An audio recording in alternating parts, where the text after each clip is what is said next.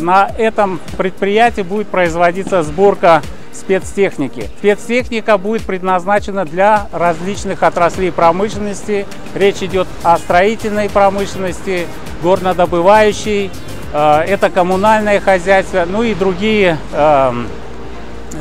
отрасли, где будет необходима вот эта техника. Шасси, которые мы предполагаем закупать, в основном это из Китая и России. Вот кузова, это цистерны, балки крановые и так далее. Все это будет производиться в Узбекистане.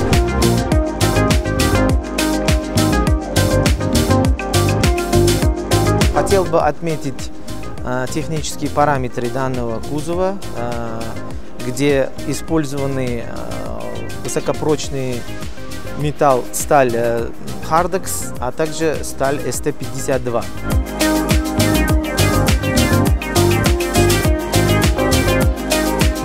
Так как мы только начали освоить эту работу, можно в день, в месяц можно 20-25 машин произвести сборку машин. По мере увеличения производства увеличили количество работников.